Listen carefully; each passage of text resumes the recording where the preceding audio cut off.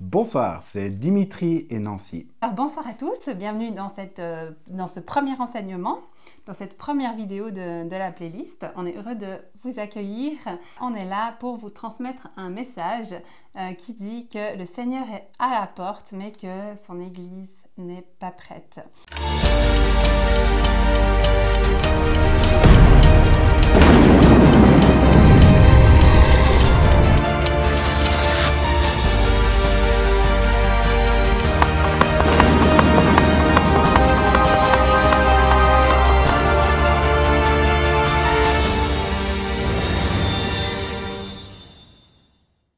On va commencer ce soir par essayer de comprendre pourquoi est-ce qu'on veut s'intéresser à cette question de la fin des temps et surtout, qu'en dit la Bible?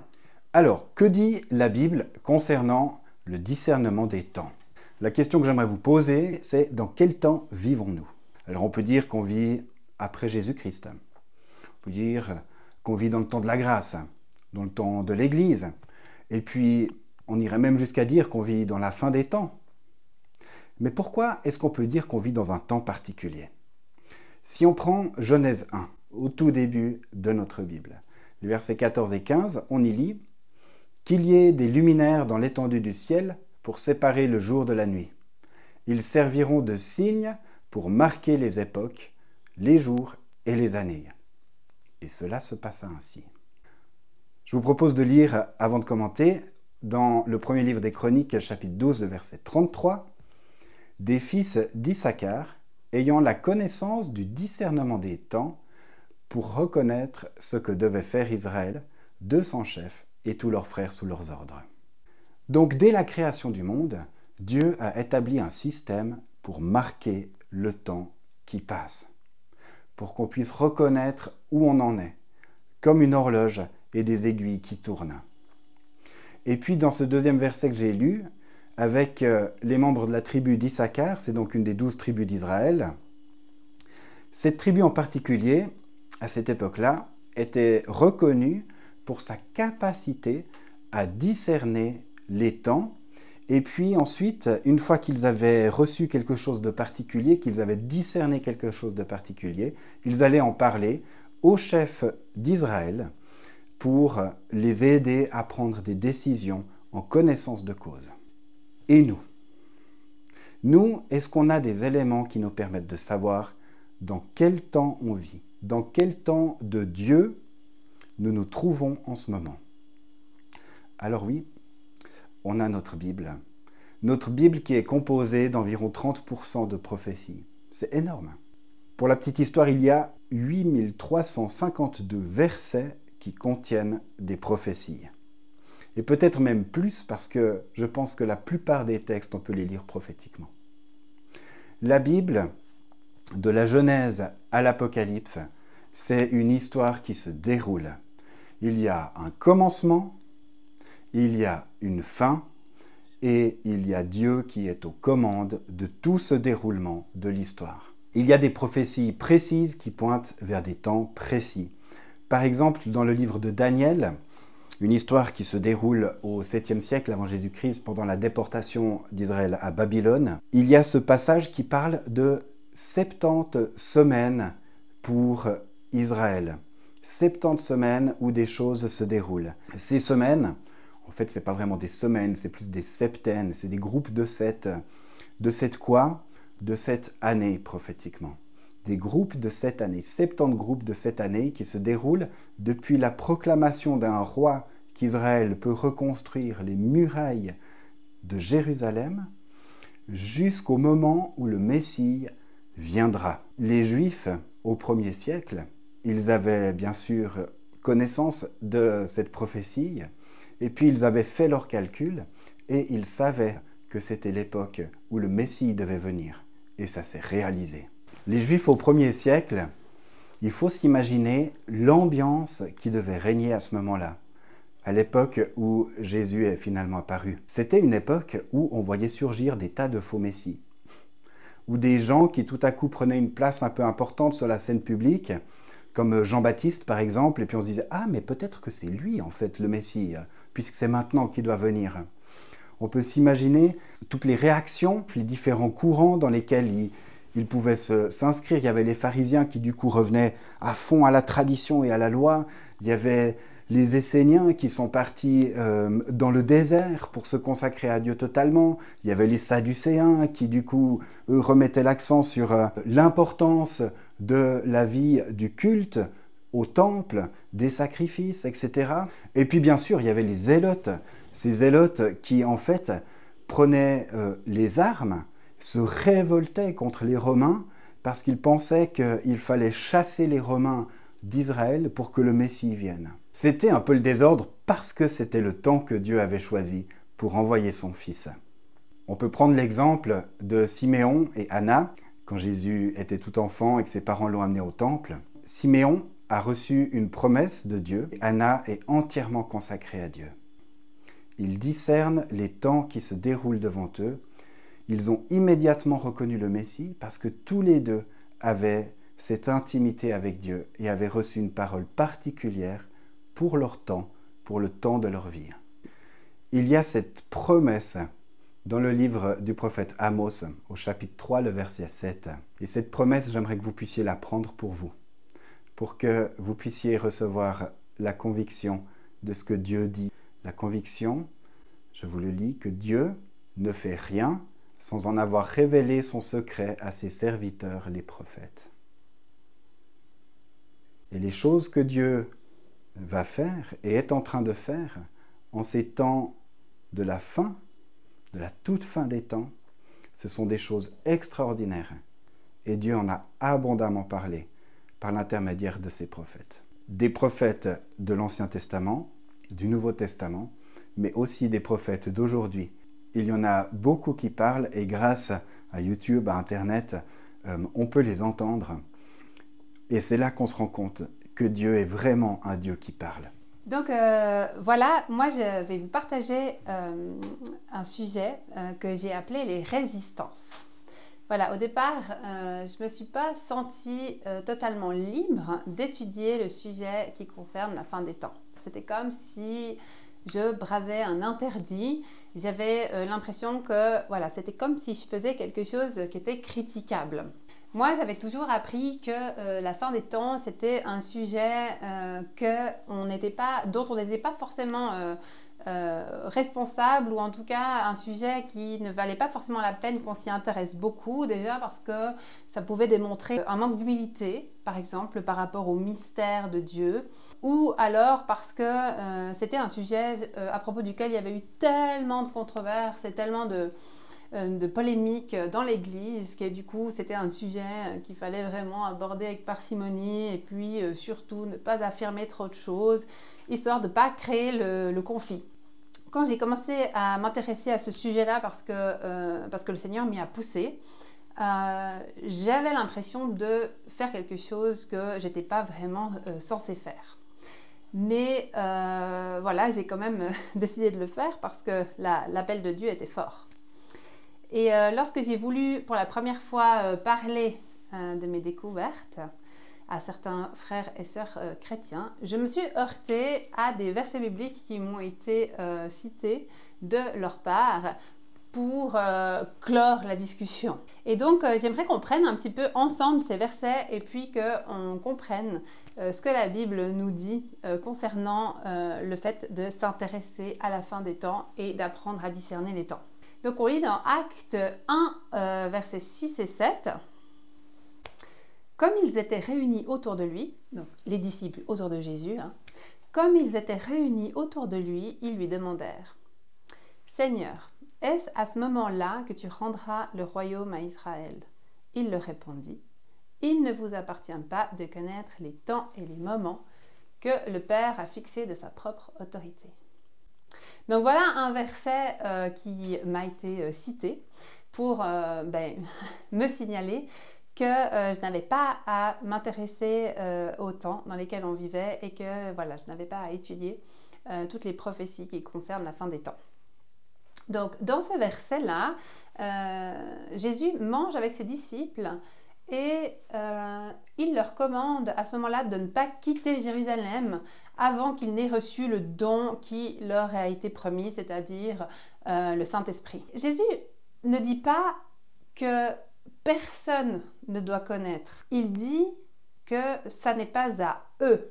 Il dit ce n'est pas à vous. Mais finalement, à qui Jésus s'adresse? Donc dans ce contexte, on sait qu'il s'adresse à ses disciples. Et finalement, Jésus ne dit pas personne ne doit savoir, mais il dit bien ce n'est pas à vous.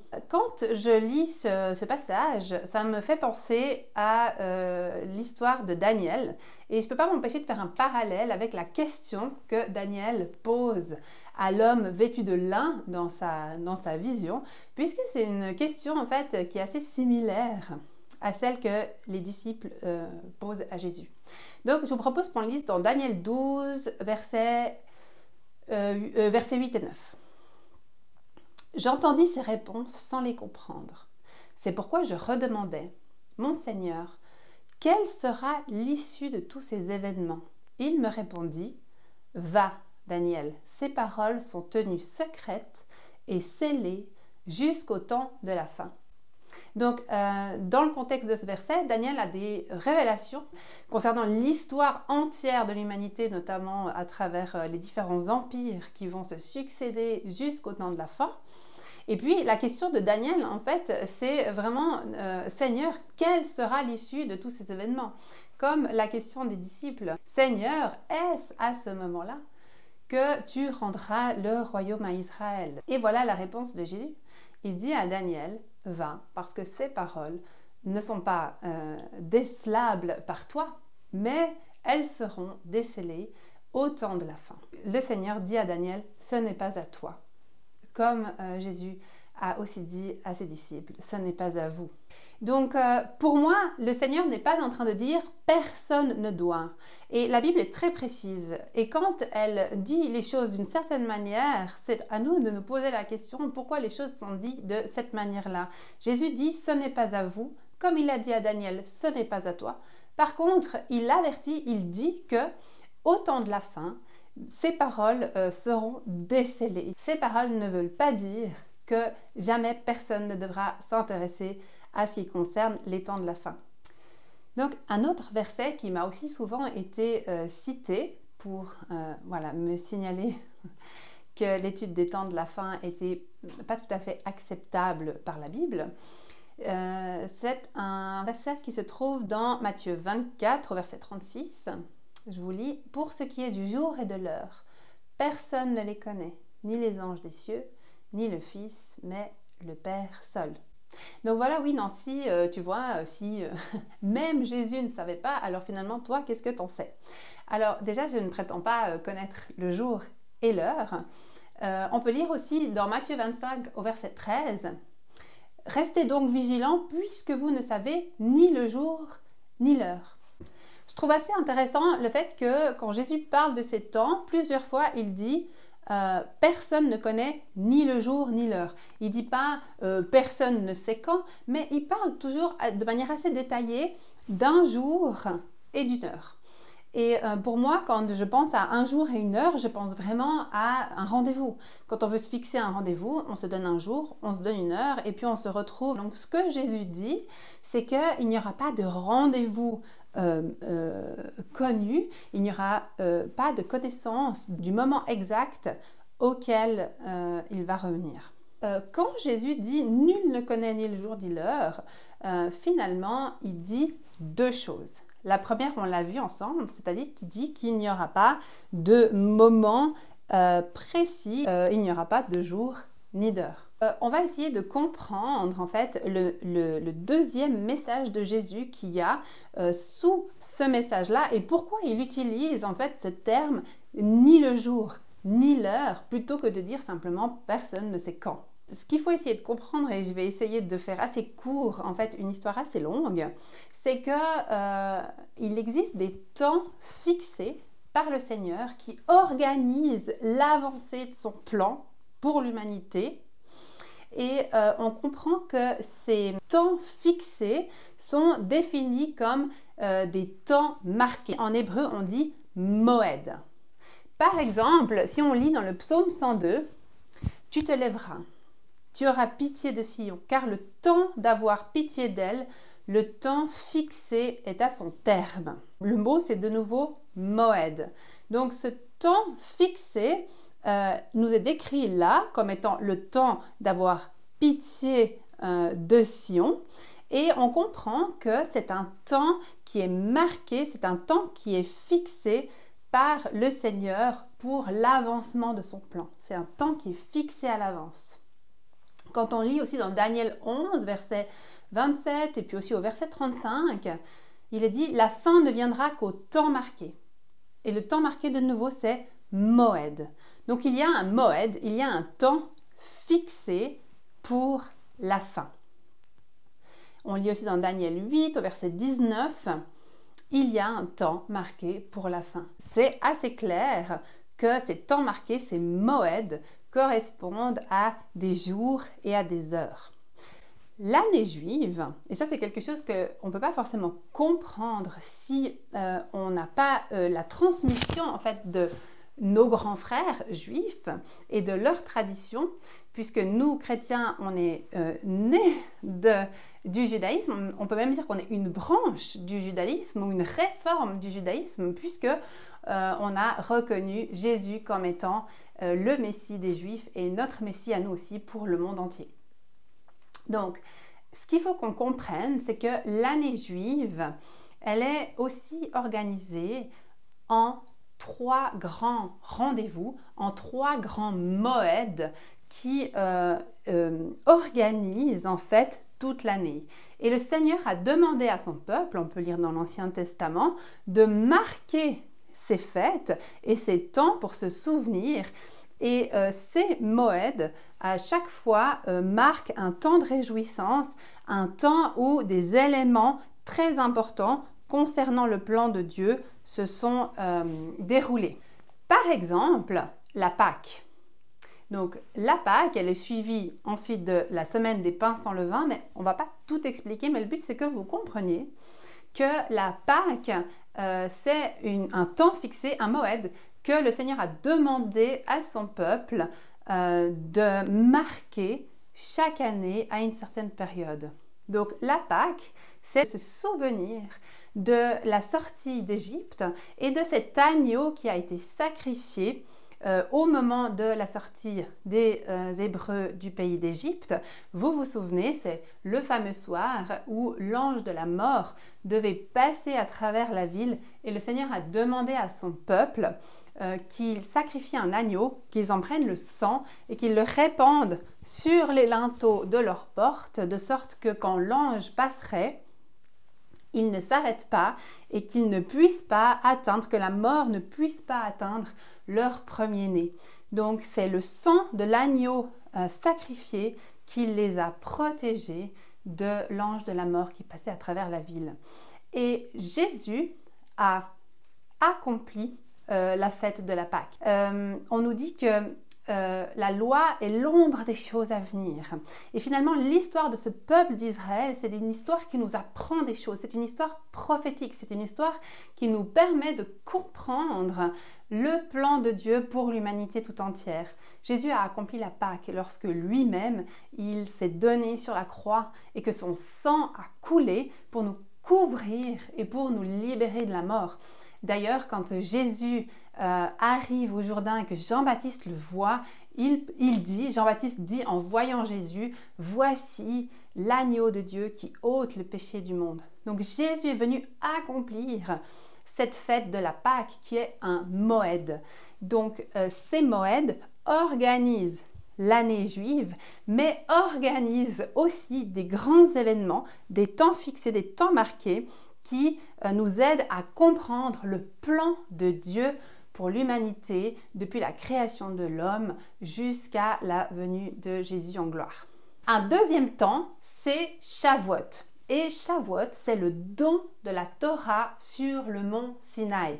On connaît cette histoire quand Moïse reçoit la loi comme un don de Dieu pour le peuple d'Israël. Ce temps marqué que Dieu a demandé à son peuple de marquer dans l'année, Shavuot, à chaque fois qu'on fête Shavuot, on se souvient du don de cette loi qui a été faite à Israël. Cette fête a été accomplie à la réception du don du Saint-Esprit par les disciples dans la chambre haute. Jésus leur avait demandé de ne pas quitter Jérusalem et il leur a demandé d'attendre que le don qui leur avait été promis leur soit donné. Pourquoi les disciples ont dû attendre? Ils ont dû attendre 50 jours depuis Pâques pour recevoir le don du Saint-Esprit. Pourquoi est-ce qu'ils ont dû attendre 50 jours? Mais parce que ce don du Saint-Esprit devait être donné aux disciples sur la fête de Shavuot.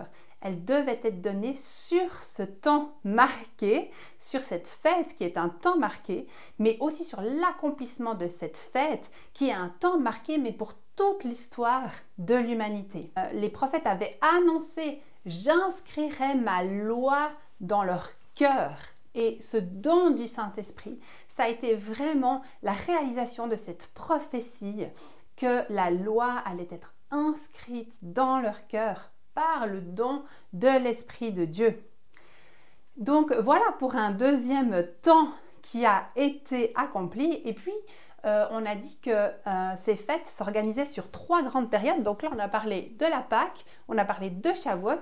Et puis maintenant, on peut parler rapidement des fêtes d'automne qui sont en fait la dernière période de Moed, de temps marqué. Et ces fêtes-là, en fait, n'ont encore pas été réalisées. Donc, on attend le retour du Seigneur sur les fêtes d'automne qui se composent en fait de 3 fêtes, même 4 en fait. Ça commence par la fête des trompettes, et puis ensuite il y a Kippour, le grand pardon, et puis ensuite il y a les cabanes, et ça se termine par le grand jour, celui de Simrat Torah. Donc, on attend, nous, la réalisation encore de ces temps marqués. Ce qui est très intéressant, c'est que chaque fête de l'Éternel est clairement donnée à une date marquée dans l'année. C'est-à-dire qu'on connaît le jour de ces fêtes. On sait quel mois et on sait quel jour. Et pourtant, une seule de ces fêtes ne l'est pas. Et il s'agit de la fête des trompettes. Et la fête des trompettes, c'est la fête qui va ouvrir le début de ce dernier temps prophétique. La seule fête dont on ne connaît ni le jour ni l'heure, c'est la fête des trompettes. Avec cette fête, on sait que ça doit avoir lieu le 1er du mois de Tishri. Seulement voilà, le mois de Tishri ne commence que lorsque la lune commence à recroître. Et ce qui fait que dans le calendrier lunaire, il y a parfois des mois qui ont plus ou moins de jours. Voilà comment ça se passait. On demandait à 2 guetteurs, parce qu'il fallait 2 témoins pour témoigner, de guetter la lune et d'attendre que la lune veuille bien sortir de sa cachette. Donc il fallait 2 guetteurs, 2 sentinelles qui scrutaient le ciel et qui attendaient le signe de cette lune qui allait recommencer à croître, qui allait sortir de sa cachette. Et au moment où la lune recommençait à croître, eh bien, un des guetteurs sonnait 100 coups de trompette. Et le dernier de ces coups de trompette était le plus long et le plus puissant, et il marquait le début de ces fêtes d'automne avec la fête des trompettes. Pour connaître le jour de cette fête, il faut guetter, et c'est la fête dont personne ne connaît ni le jour ni l'heure. Donc évidemment, quand Jésus dit à ses disciples que personne ne connaît ni le jour ni l'heure du temps que Dieu a fixé lui-même de sa propre autorité, les disciples comprennent que Jésus parle bien d'un temps marqué, d'un temps fixé, que seul Dieu connaît, mais Jésus leur donne un indice, il leur dit « personne ne connaît ni le jour ni l'heure ». Donc si ce n'est pas au moment même, c'est plus tard, mais pour les disciples, évidemment, il est impossible de ne pas faire le lien avec la fête des trompettes. Jésus dit donc « personne ne connaîtra ni le jour ni l'heure ». Et ça, on ne remet pas en question, mais en disant ça, en réalité, il explique et il nous explique que nous connaîtrons la saison. Dans 1 Corinthiens 15, Paul dit « au son de la dernière trompette, les morts ressusciteront ». Vous savez ce passage où il explique et il raconte l'enlèvement de l'Église et qui nous dit que les morts que les vivants, ne devanceront pas ceux qui sont morts. Et donc, il nous parle du son de cette dernière trompette qui doit sonner pour marquer le début de l'enlèvement de l'Église. Et évidemment, au son de la dernière trompette, ça fait penser à ces 100 coups de trompette qui sont donnés, comme je vous ai expliqué tout à l'heure, avec ce dernier coup plus puissant et plus fort qui marque le début et l'ouverture de ces fêtes d'automne. Voilà encore un passage biblique qui nous fait penser que l'enlèvement de l'Église et que le début de tout ce qui doit être accompli par Jésus aura bien lieu lors de cette fête dont personne ne connaît ni le jour ni l'heure. Donc, Jésus dit bien que nous ne connaîtrons ni le jour ni l'heure, mais en disant cela, il nous donne un indice supplémentaire concernant la saison de son retour. Oui, Jésus lui-même veut qu'on sache discerner les temps. On peut lire dans Luc 12, les versets 54 et 56, Jésus disait encore aux foules, « Quand vous voyez un orage se lever à l'Occident, vous dites aussitôt, la pluie vient, et cela arrive. Et quand vous voyez souffler le vent du midi, vous dites, il fera chaud, et cela arrive. Hypocrite, vous savez distinguer l'aspect de la terre et du ciel, comment ne distinguez-vous pas ce temps-ci » Distinguer les temps. Les pharisiens à qui Jésus s'adresse, ils avaient juste le Messie en face d'eux, mais ils n'ont rien vu. Ils n'ont rien vu. Ce ne sont pas les plus érudits qui sont le plus conscients des temps qui passent. Ceux qui avaient besoin de savoir quelle météo il allait faire, eh bien, c'était ceux qui travaillaient la terre, bien sûr. Et ce n'étaient pas forcément les plus érudits. Et là, Jésus il s'adresse aux pharisiens, les pharisiens qui ont juste le Messie devant eux et qui ne l'ont pas reconnu. Mais Jésus aimerait qu'on soit capable de distinguer les temps. Il dit aussi qu'il faut rester réveillé. Dans Matthieu 24, les versets 42 à 44. « Veillez donc, puisque vous ne savez pas quel jour votre Seigneur viendra. Sachez-le bien, si le maître de la maison savait à quelle veille de la nuit le voleur doit venir, il veillerait et ne laisserait pas percer sa maison. C'est pourquoi vous aussi, tenez-vous prêts, car le Fils de l'homme viendra à l'heure où vous n'y penserez pas. » J'aimerais noter que quand Jésus dit « veiller », souvent on le met avec le verbe « prier », parce que dans un autre passage, Jésus rappelle à tout le monde de veiller et prier. Et puis, dans l'inconscient de l'Église, on s'est dit « ah, veiller, ça veut dire prier », et puis on a évacué « veiller ». Ce qui est un petit peu bête, parce que là, Jésus nous dit vraiment de veiller. Veiller, dans le sens de ce texte, signifie une veille active et stricte. On pourrait le traduire par surveiller, ou bien on pourrait le traduire par guetter, dans le sens de guetter l'arrivée du maître. Et puis, Jésus dit qu'il faut être prêt. Prêt en grec, c'est le mot hétoimos, qui veut dire opportun, de saison, sous la main, prêt à une venue. Il faut être prêt. Il faut être en adéquation avec la saison dans laquelle on est. Mais pour ça, il faut connaître la saison. Quand Jésus nous dit d'être prêt et de veiller, quand on met les deux mots ensemble, en fait, il faut être prêt et dans une forme d'anticipation. Et puis, nous devons veiller à la porte. Je vous propose de lire un texte dans Luc 12, au verset 36 à 38. Voilà Jésus qui parle. « Soyez comme des serviteurs qui attendent le retour de leur maître, parti pour une noce. Dès qu'il arrive et qu'il frappe à la porte, il lui ouvre. Heureux ces serviteurs que le maître en arrivant trouvera en train de veiller. Vraiment, je vous l'assure, c'est lui qui se mettra en tenue de travail, les fera asseoir à la table et passera de l'un à l'autre pour les servir. Peu importe qu'il rentre à minuit ou vers 3 heures du matin, heureux ces serviteurs qu'il trouvera ainsi vigilants. » Donc dans ce passage, on est clairement exhorté à vivre dans l'attente, à veiller à la porte. Veiller veut bien dire là, prêt à ouvrir la porte. Il est écrit dès qu'il arrive et qu'il frappe à la porte, il lui ouvre. Heureux ses serviteurs. Là, il est question d'un repas qui va être partagé avec le Seigneur lui-même et même servi par le Seigneur lui-même. Au moment où le serviteur ouvre la porte, alors on partage un repas. Et donc je vous propose de lire un passage dans Apocalypse 3, versets 15 à 20.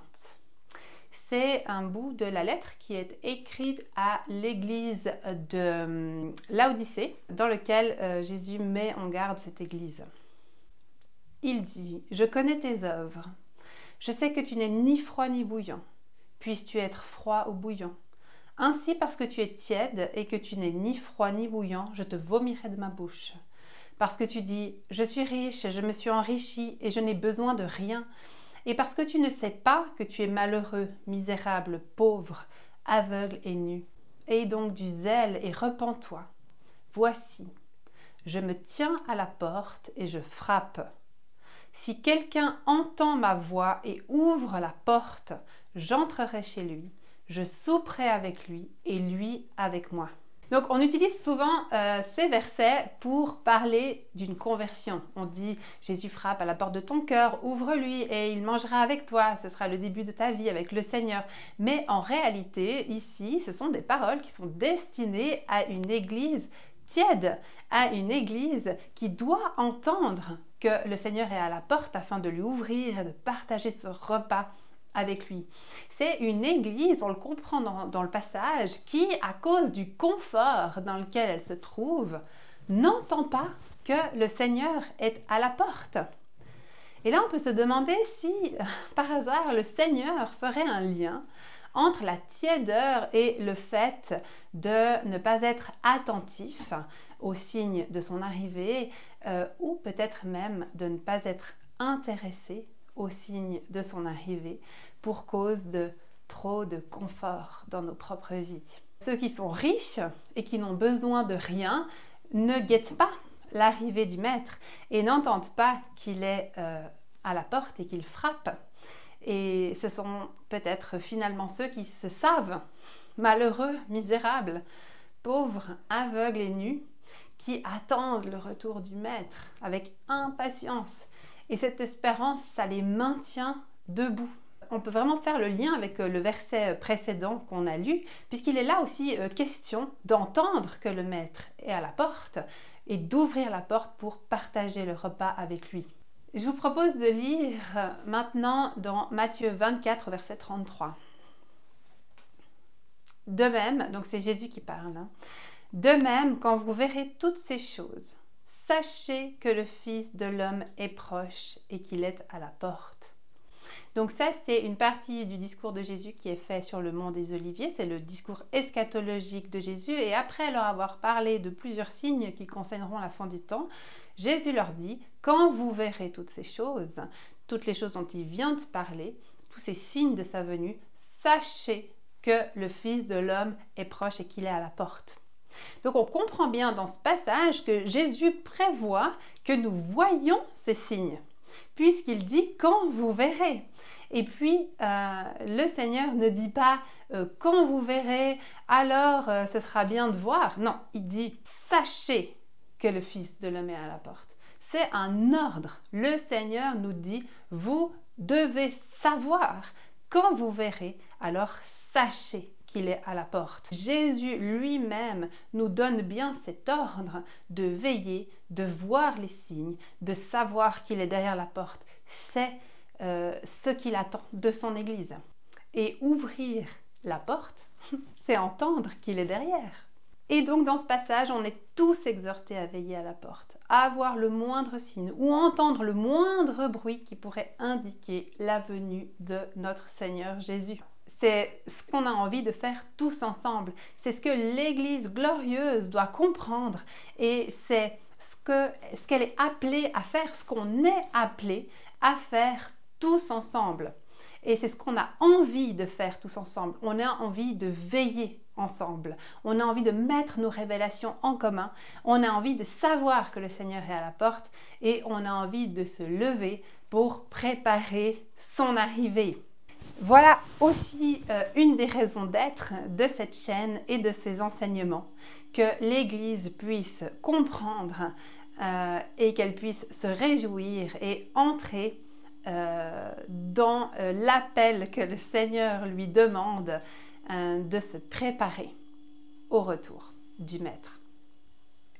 Est-ce qu'on va être surpris alors par les temps de la fin? Eh bien, pas forcément. Luc 21, verset 34. Jésus parle. « Prenez garde à vous-même pour que vos esprits ne s'alourdissent pas à force de trop bien manger, de trop boire et de vous tracasser pour les choses de la vie. Sinon, ce grand jour vous surprendra tout à coup. » Sinon, ce grand jour vous surprendra. Si on prend cette phrase dans l'autre sens, on peut comprendre que certains ne seront pas surpris. Dans ce que Jésus dit, trop bien manger et boire et se tracasser pour les choses de la vie, c'est quelque chose qui empêche de veiller, qui empêche de voir que le Maître est à la porte. Alors la question qu'on peut se poser, et là c'est vraiment de l'introspection, où est notre attention? À quoi est-ce qu'on veille vraiment? Vers quoi on se focalise? Les plaisirs et les soucis de la vie, s'ils prennent toute la place, si c'est vers ces choses-là que nous sommes tournés et pas vers Dieu, ça nous enlève la capacité de veiller. Dans Apocalypse 3, le verset 3, on lit « Rappelle-toi donc comment tu as reçu et entendu la parole, garde-la et repens-toi. Si tu ne veilles pas, je viendrai comme un voleur, et tu ne sauras point à quelle heure je viendrai te surprendre. Si tu ne veilles pas, alors tu ne sauras pas. » Et on peut compléter « Mais si tu veilles, alors tu sauras. » C'est quelque chose que les apôtres confirment dans les épîtres du Nouveau Testament. J'aime bien prendre 1 Thessaloniciens 5 et les versets 1 à 6. Paul écrit « Quant à l'époque et au moment de ces événements, vous n'avez pas besoin, frères et sœurs, qu'on vous écrive à ce sujet. Vous savez fort bien vous-même que le jour du Seigneur viendra de façon aussi inattendue qu'un voleur en pleine nuit. Lorsque les gens diront paix et sécurité, alors la ruine fondra subitement sur eux, comme les douleurs saisissent la femme enceinte, et aucun n'échappera. Mais vous, frères et sœurs, vous n'êtes pas dans les ténèbres pour que le jour du Seigneur vous surprenne comme un voleur, car vous êtes tous enfants de la lumière, enfants du jour. Nous n'appartenons ni à la nuit ni aux ténèbres. Ne dormons donc pas comme le reste des hommes, mais restons vigilants et faisons preuve de modération. Les gens seront surpris, écrit Paul. Ceux qui ne veillent pas seront surpris. Ceux qui veillent ne seront pas surpris. Ce jour vient comme un voleur, mais pas pour ses élus. Le contexte de ce passage, c'est la venue de Jésus. Et quand Paul dit « Veillons et soyons sobres », moi j'entends quelque chose de l'ordre de la veille militaire. Ça me fait penser à mon service militaire quand j'étais de garde. C'est un endroit où on est censé être sobre. En tout cas, c'est la consigne qu'on reçoit. Veillons et soyons sobres. C'est faire le guet, être attentif, surveiller. Nous sommes fils de la lumière et du jour. Nous ne sommes pas fils de l'obscur. Nous sommes dans la lumière pour savoir, pour ne pas être surpris. Et cette lumière, c'est quoi? Eh bien, on lit un peu plus loin dans le même passage, les versets 19 et 21. « N'éteignez pas l'esprit, ne méprisez pas les prophéties, mais examinez toutes choses, retenez ce qui est bon. Abstenez-vous du mal sous toutes ses formes. Mépriser la prophétie, c'est éteindre l'esprit et se retrouver dans les ténèbres. » Et la prophétie, ça concerne tout aussi bien les prophètes de l'Ancien Testament, les prophètes de la Bible, que les prophètes qui s'expriment aujourd'hui au nom du Seigneur. Mais nous sommes appelés à examiner tout et à retenir ce qui est bon. C'est notre responsabilité de ne pas faire forcément confiance à toutes les voix qu'on peut entendre dans tous les sens, mais à vraiment examiner à la lumière de la parole de Dieu, examiner à la lumière de notre connaissance intime de Dieu tout ce qu'on peut entendre. Ainsi, avec tous ces éléments, on peut affirmer avec conviction que le discernement des temps est quelque chose de très important pour la Bible. Ça va être passionnant parce qu'on va veiller ensemble et ça va nous fortifier parce qu'en veillant, nous allons répondre à l'ordre que Jésus nous a donné. C'est ce qu'on vous propose voilà, de faire sur cette chaîne, c'est de veiller ensemble. C'est pour ça que dans les cours qui suivront et dans les études bibliques qui suivront, on vous propose vraiment de faire un point sur l'actualité, sur ce qui se passe au niveau des nations, bien sûr avec les yeux rivés aussi sur Israël, puisque le Seigneur lui-même nous demande de regarder Israël aussi pour comprendre les temps de la fin. On va traverser les prophéties, on va vous donner des clés de lecture pour comprendre lorsque les prophéties parlent des temps de la fin. On va essayer de mettre ensemble aussi des textes de l'Ancien Testament avec ce qui se passe aujourd'hui, puisque on nous dit que la loi est l'ombre des choses à venir. C'est vraiment ce qu'on vous propose de faire sur cette chaîne, et puis petit à petit aussi, ensuite en suivant l'actualité, de pouvoir lever cette église glorieuse qui veille comme le Seigneur lui a demandé. Voilà, veiller, c'est aussi connaître notre espérance, afin d'être prêt pour ce qui arrive. Quelle est votre espérance? Est-ce qu'on a de l'espérance pour cette vie et pour nos projets pour cette vie? Et pourtant, Paul lui-même nous dit, mais il est bien triste celui qui n'a d'espérance que pour cette vie. Comment est-ce que vous voyez l'éternité? On est en route vers quoi exactement? C'est quoi la vision éternelle que vous avez de vous-même? On connaît assez bien, et même très très bien, la destination de nos vacances, là où on va passer une semaine ou deux au mois de juillet ou à Pâques. Et puis on sait plein de choses, on sait la taille du lit, on sait la vue qu'on aura depuis la fenêtre, on sait un petit peu les activités qu'on a envie de faire, on sait absolument plein de choses puisqu'on aime préparer nos vacances. Mais finalement, est-ce qu'on connaît vraiment bien l'endroit où nous allons passer l'éternité? Et surtout, qu'est-ce que nous allons faire? À quoi ça va ressembler? Et qu'est-ce que la Bible nous dit? De connaître ces choses-là, c'est aussi ce qui nous permet de rester dans l'espérance, parce qu'on connaît notre espérance et qu'on sait ce qu'on espère. On lit dans Romains 8 au verset 18.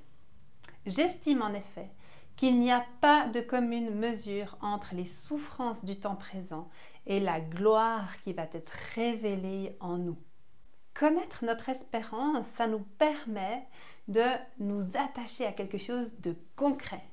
Pour tenir bon dans l'épreuve, pour tenir bon dans les jours difficiles et d'être dépendant vraiment du Seigneur, de trouver en lui notre refuge, notre espérance. On lit dans Hébreux 11, versets 9 et 10 et puis ensuite 13 à 16. Par la foi, il a séjourné en étranger dans le pays. On parle d'Abraham là. Par la foi, il a séjourné en étranger dans le pays qui lui avait été promis, vivant sous des tentes, car il attendait la cité aux fondements inébranlables, dont Dieu lui-même est l'architecte et le constructeur. Ils ont reconnu qu'ils étaient eux-mêmes étrangers et voyageurs sur la terre. Ceux qui parlent ainsi montrent clairement qu'ils recherchent une patrie. En fait, c'est une meilleure patrie qu'ils désirent, c'est-à-dire la patrie céleste. Aussi, Dieu n'a pas honte d'être appelé leur Dieu, et il leur a préparé une cité.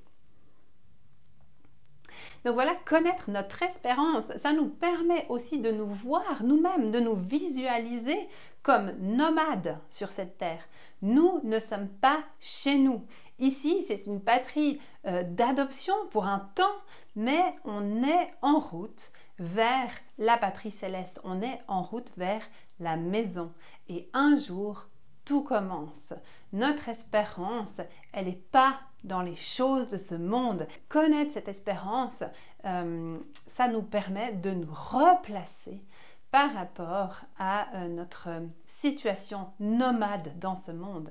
Et puis le fait de connaître notre espérance aussi, ça nous permet de nous abandonner entièrement au Seigneur et de le laisser agir entièrement dans nos vies sans résistance. Finalement, si mon espérance va au-delà de ma vie, puisque je visualise l'héritage immense que le Seigneur a préparé pour moi, alors je suis d'accord de lui donner ma vie entièrement et de le laisser lui, me guider, pas uniquement pour que je sois heureux et dans la joie, même si la joie du Seigneur, la joie profonde, la vraie joie nous est promise, mais pour accomplir le plan qu'il veut accomplir dans notre vie et de nous laisser faire et nous laisser transformer par son Saint-Esprit. On lit dans 1 Pierre 2 au verset 11. Bien-aimés, je vous encourage, comme des exilés et des étrangers, à vous abstenir des désirs de la chair qui font la guerre à l'âme. Et donc là, Paul nous encourage à vivre comme si nous n'étions pas chez nous. Comment faire si les réalités du ciel ne sont pas suffisamment réelles pour nous? Je me réveille, je vis ma journée et tout ce que je vois correspond à ma réalité. Comment est-ce que je peux faire pour que les réalités du ciel deviennent encore plus réelles que ce que je vis au quotidien, pour que mon espérance dépasse tout ce que je peux voir? Connaître notre espérance, c'est aussi commencer ce mouvement de se détacher de cette vie ici-bas. Donc on lit dans Colossiens 3, versets 1 à 4. « Mais vous êtes aussi ressuscités avec le Christ. Recherchez donc les réalités d'en haut, là où se trouve le Christ, qui siège à la droite de Dieu. De toute votre pensée, tendez vers les réalités d'en haut, et non vers celles qui appartiennent à la terre. » Voilà Paul qui nous exhorte encore à nous attacher aux choses d'en haut. Il nous dit « tendez vers les réalités d'en haut et non vers celles qui appartiennent à la terre. » Et connaître notre espérance, ça nous permet de suivre ce conseil que Paul nous dit, ça nous permet d'être dans la réalité qui vient. Est-ce qu'il existe une espérance pour vous? Est-ce qu'il existe une espérance qui vous ravisse plus que celle d'imaginer le Seigneur apparaître et la terre entière s'agenouiller devant le roi? Connaître notre espérance, ça nous permet de savoir que ce jour-là arrive et surtout de savoir où est-ce que nous serons à ce moment-là. Eh bien, au moment où le Seigneur apparaîtra et que la terre entière le reconnaîtra comme roi, eh bien, nous serons à ses côtés et nous partagerons avec lui sa gloire. Donc évidemment que dans les jours difficiles, ce genre de pensée, et quand on connaît les textes et les prophéties, ben ça nous aide à comprendre l'héritage démesuré que le Seigneur veut nous offrir en échange de notre fidélité. Philippiens 3 au verset 20 et 21. Je lis. « Quant à nous, nous sommes citoyens du royaume des cieux. De là, nous attendons ardemment la venue du Seigneur Jésus-Christ pour nous sauver, car il transformera notre corps misérable pour le rendre conforme à son corps glorieux, par la puissance qui lui permet de tout soumettre à son autorité. » Voilà encore une espérance et un exemple d'espérance qu'il est bon de connaître. Il transformera notre corps pour le rendre semblable à son corps glorieux. Alors, qu'est-ce qu'on sait du corps glorieux de Jésus? On sait par exemple que c'était un corps qui pouvait traverser les murs, que c'était un corps qui pouvait se téléporter. On sait aussi que c'était un corps qui pouvait manger.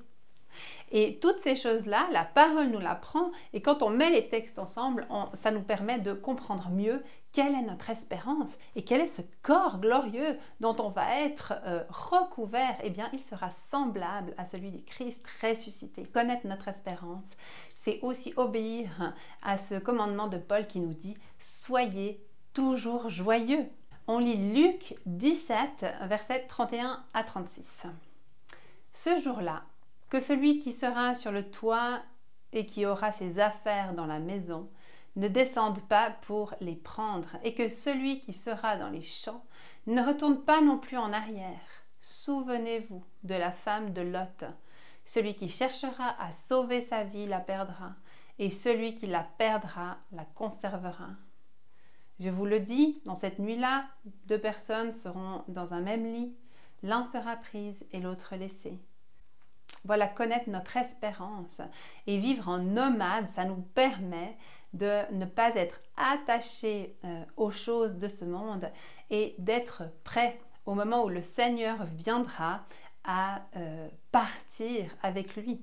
Ça nous permet un détachement progressif du monde et puis un attachement au royaume de Dieu. Ça nous permet de vraiment mourir à nous-mêmes, de donner notre vie entièrement sans réserve et puis de se débarrasser de notre vieille nature. Dans ce passage-là, où Paul nous parle vraiment de l'enlèvement et qui nous explique qu'il ne nous faudra pas revenir en arrière pour aller chercher nos affaires parce que de deux personnes qui seront dans un même lit, une sera prise et l'autre laissée. Donc c'est vraiment un conseil qui nous donne d'être prêt à partir sans cette attache qui va faire qu'on va retourner chercher les choses auxquelles on est attaché. Il nous donne aussi cet exemple de la femme de Lot. Il nous dit « Souvenez-vous de la femme de Lot ». Et on se rappelle de la femme de Lot au moment de quitter. Elle se retourne. Elle espère au fond que la ville est peut-être encore là et qu'elle va pouvoir y retourner.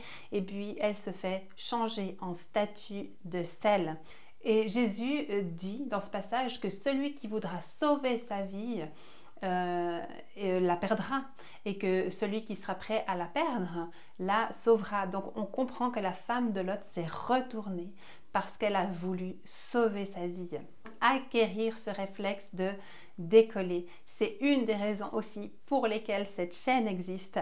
Connaître notre espérance, ça nous permet donc d'obéir au Seigneur, d'obéir aux recommandations des apôtres et d'entrer vraiment dans cette vie de chrétien, de disciple prêt pour le Seigneur qui revient. Et c'est pour ça qu'on vous propose aussi sur cette chaîne d'étudier notre espérance.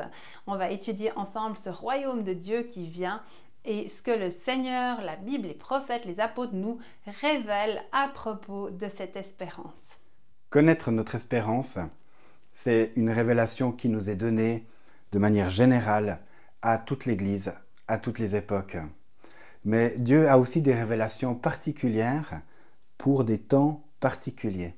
J'en prends pour exemple dans le livre de Daniel, le dernier chapitre, verset 4. « Toi, Daniel, tiens secrètes ces paroles et scelle le livre jusqu'au temps de la fin. Beaucoup alors le liront et la connaissance augmentera. » Dans le livre de l'Apocalypse, dernier livre de la Bible, dans la vision que Jean a, il nous a montré ce rouleau scellé qui est ouvert. Il y a pour Daniel une promesse que dans le temps de la fin, la connaissance augmentera. La connaissance de quoi? La connaissance de Dieu, je pense. La connaissance de ce qu'il nous révèle et en particulier la connaissance de ce qu'il a à nous révéler pour notre temps. Dans cette chaîne, on aimerait vraiment pouvoir faire augmenter notre connaissance. On aimerait vraiment pouvoir recevoir tout ce que Dieu a à nous dire. Il parle. Dans cette chaîne, on aimerait l'écouter. Dans Éphésiens, au chapitre 3, verset 5, Paul dit « Ce mystère n'avait pas été porté à la connaissance des fils des hommes dans les autres générations, comme il a été révélé maintenant par l'Esprit à ses saints apôtres et prophètes. » Des mystères ont été révélés spécialement aux apôtres au 1er siècle. On voit bien une révélation particulière pour une époque. Et puis il y a d'autres mystères qui seront révélés spécifiquement pour la génération des temps de la fin. Et nous croyons que ces mystères vont être révélés pour vous et vont être révélés pour nous. Dans l'évangile de Jean, au chapitre 16, les versets 12 et 13, Jésus dit « J'ai encore beaucoup de choses à vous dire, mais vous ne pouvez pas les supporter maintenant. Quand le défenseur sera venu, l'Esprit de la vérité, il vous conduira dans toute la vérité, car il ne parlera pas de lui-même, mais il dira tout ce qu'il aura entendu et vous annoncera les choses à venir. » J'aimerais vous laisser avec cette parole de Jésus, parole d'espérance, qu'il y a des réalités qu'il a envie de nous dire, mais il tient compte de l'état dans lequel nous sommes, si nous sommes capables de les recevoir, et surtout si nous ne sommes pas capables de les recevoir, il nous donne son Saint-Esprit pour nous rendre capables de les recevoir. Et ce qu'il va nous annoncer, ce sont les choses à venir. Nous avons terminé ce premier enseignement et j'aimerais vous donner les points de synthèse. L'histoire est linéaire et à chaque saison, il y a des signes à observer, car Dieu parle de ce qu'il fait. On trouve dans l'Église comme un interdit autour de l'intérêt de la fin des temps. Mais Jésus confirme qu'il faut discerner les temps particuliers. Il appelle à surveiller attentivement le temps de la fin. Par la connaissance de la parole, il y a moyen de ne pas être surpris, alors que tout le monde le sera. Connaître ce qui est annoncé, c'est connaître notre espérance. Connaître notre espérance nous permet d'être prêts à tout quitter pour le meilleur. Et puis le dernier point, des choses spécifiques seront révélées à la génération des temps de la fin. Voilà pour ce premier enseignement. On vous remercie d'être là. Et puis, on était très heureux de pouvoir partager ce message avec vous. On vous souhaite vraiment de pouvoir digérer tout ça, de pouvoir discerner tout ça, de pouvoir reprendre un petit peu les textes, puisque vous avez vu, on ne les lit pas toujours forcément en entier. Mais voilà, on laisse à vos soins de venir ancrer ça en vous. On vous souhaite vraiment de pouvoir découvrir l'espérance qui est la vôtre. Et on désire ardemment que cette Église, que l'Église glorieuse se lève, qu'elle comprenne les temps dans lesquels elle vit, qu'elle comprenne le temps qui lui reste encore et qu'elle entre dans la gloire de Jésus. On vous invite ensuite à poursuivre ces enseignements en continuant la série dans la playlist. La prochaine vidéo va parler de prophéties déjà accomplies. Si vous avez envie que ces enseignements se propagent plus loin, eh bien, vous pouvez faire deux choses. C'est aimer la vidéo et puis commenter. Et puis d'ailleurs, ça nous fera plaisir de lire votre commentaire et éventuellement d'y répondre. Et c'est comme ça que ça fonctionne dans YouTube. S'il y a des interactions, la vidéo est plus visible. Vous pouvez aussi vous abonner à la chaîne si vous avez envie de manquer aucune vidéo. Et puis, je crois que les abonnements, ça fait aussi mieux dans l'algorithme. Ouais, donc ça, vous pouvez faire aussi. Voilà. Je vous bénis devant l'Éternel, au nom de Jésus-Christ, le Messie roi, qui vient tout bientôt. Amen.